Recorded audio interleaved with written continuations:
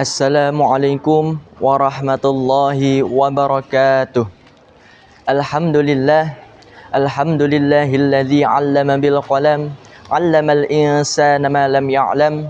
Wassalatu wassalamu ala sayyidina Muhammad wa ala alihi wa sahbihi bi'adadi ma jara bihil qalam. Amma ba'du.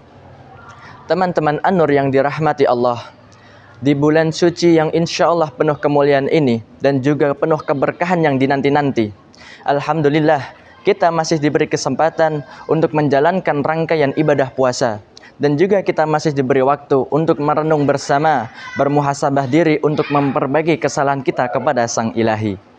Pada kesempatan kali ini, saya tidak akan berpanjang kalam.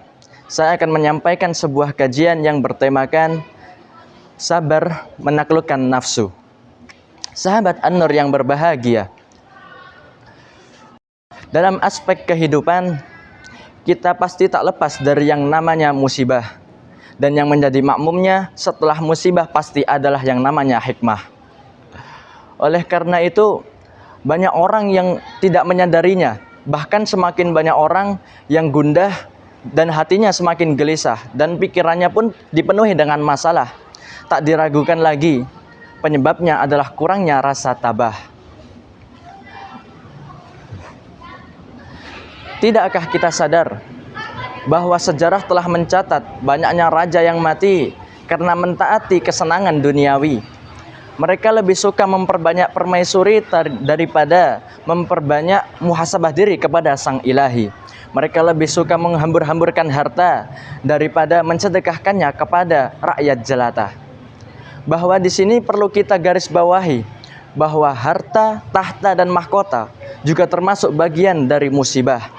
Karenanya kita harus tabah dalam menghadapi setiap ujian yang penuh dengan tipu muslihah. Dengan begitu Allah lah yang akan menjadi garda depan yang akan menunjukkan jalan yang penuh dengan berkah. Dalam hal ini Imam Syafi'i berkata, nafsu dapat menjadikan seorang raja menjadi budak, dan dengan bersabar dapat menjadikan seorang budak menjadi raja. Inilah pentingnya bersabar. Jangan pernah melihat susahnya bersabar tatkala kita menjalani musibah. Tapi kita akan merasakan susahnya musibah tatkala kita tidak bersabar. Oleh karena itu, kita harus bersabar dan terus meraih ridha Allah tanpa ada rasa gentar. Inilah pentingnya bersabar. Jangan pernah melihat susahnya sabar tatkala kita menghadapi musibah. Karena kita akan merasakan susahnya musibah tatkala kita tidak bersabar. Dengan begitu kita hanya akan menyesal karena kurangnya bersabar dalam menjalani setiap hal. Dalam diam saya pernah bergumam, payung tidak bisa memberhentikan hujan, tapi dengan payung kita bisa melewati hujan. Sama halnya dengan ini, bahwa sabar tidak bisa memberhentikan setiap ujian, cobaan, musibah yang diberikan oleh Allah.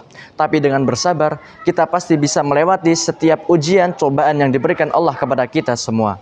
Oleh karena itu, daripada kita membuang waktu yang sia-sia, lebih baik kita memperbaiki diri dan bermuhasabah diri untuk memperbaiki kesalahan-kesalahan kita agar mendapatkan ridho daripada Sang Ilahi. Dalam Quran Surah Al-Baqarah ayat 152, yang berbunyi, A'udzu billahi minasyaitonir rajim. Bismillahirrahmanirrahim. Fadhkuruni adzkurkum washkuruli wala takfurun. Berdasarkan ayat di atas bahwa Allah memerintahkan kita untuk selalu mengingat Allah. Dengan begitu Allah akan mengingat kita. Lantas apa hubungannya ayat ini dengan menahan hawa nafsu dengan bersabar? Jelas. Jika kita telah mengingat Allah dan Allah telah mengingat kita, maka Allah lah yang akan menolong kita. Termasuk Allah akan menolong kita dalam menjalani, menghadapi setiap ujian yang Allah berikan kepada kita semua. Sekarang begini, tidakkah kita merasa cukup jika Allah yang menjadi penolong kita?